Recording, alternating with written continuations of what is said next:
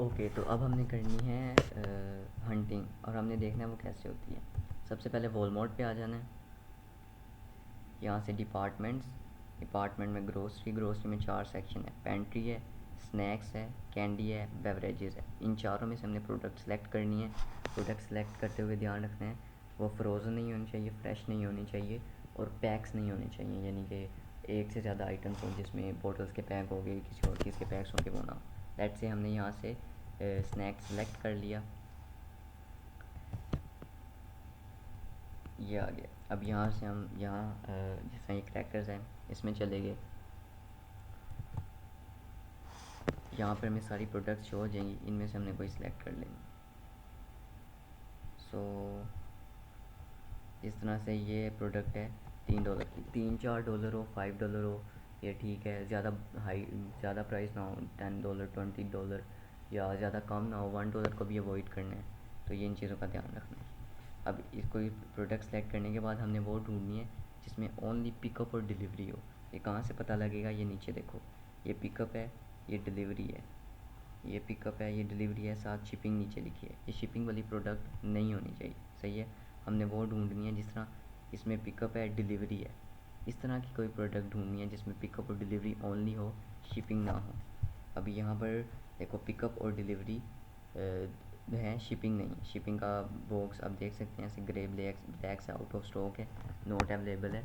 तो not available हो, out of stock हो, यानी कि हमने इस प्रोडक्ट को लेना है। लेकिन यहाँ पर कंपेयर होल सेलर नहीं है, तो इस प्रोडक्ट से हम छोड़ देना, कोई और प्रोडक्ट हमने ढूंढनी है। ओके, जैसे ये एक प्रोडक्ट है, इसमें अब आप देख सकते हो कि हमारे पास डिलीवरी है, पिकअप है, शिपिंग नहीं है। यही प्रोडक्ट हमें चाहिए थी।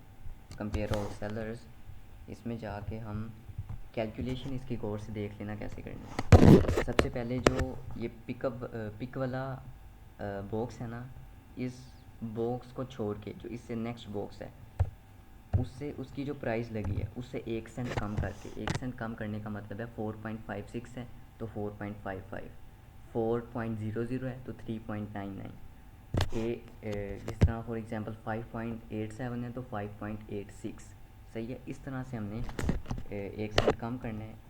इसके अंदर हमने ऐड कर देनी है shipping, which is 4.99 in this case. यहाँ पर लिखी हुई है शिपिंग, ये है, सही है, 4.99। ये ऐड करने के बाद माइनस हमने करना है 10% -4.6।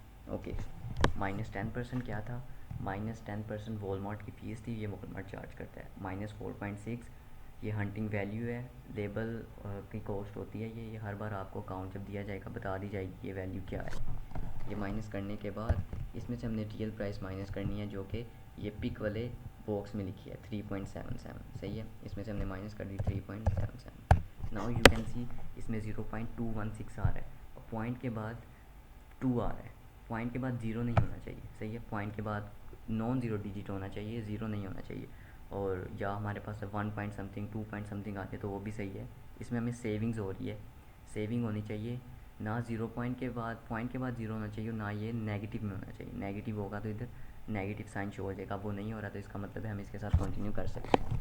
ओके, अब हमने क्या करना है, सिंपली इस प्रोडक्ट का हमने कॉपी करना है SQ कोड। SQ कोड कहाँ होता है, ऊपर URL में, ये जहाँ URL लिखा होता है, ये यहाँ देखो, ये स्लैश के बाद और क्वेश्चन मार्क से पहले एक नंबर शो हो रहा होगा, सही है। स्लैश के बाद और क्वेश्चन मार्क से पहले एक नंबर शो हो रहा होगा, इसको हमने कर देना कॉपी। Ctrl+C कमांड होती है कॉपी की, नहीं तो इस तरह से भी कॉपी कर लो, सही है।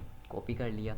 अब हमने खोल लेनी है एक गूगल शीट, ऐसे गूगल शीट, एंड हमने सेलेक्ट गूगल शीट अकाउंट खोल लिया अपना। ब्लैंक शीट सेलेक्ट करनी है। फर्स्ट कॉलम पर हमने यहाँ लिख देना है SKU।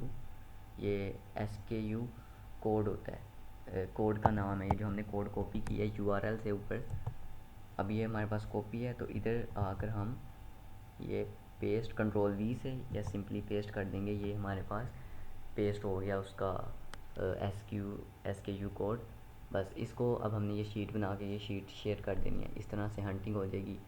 और वैल्यू जो है 4.6 जो मैंने बताई थी वो हर बार आपको बता दी जाएगी, क्या वैल्यू है उसी के हिसाब से करना।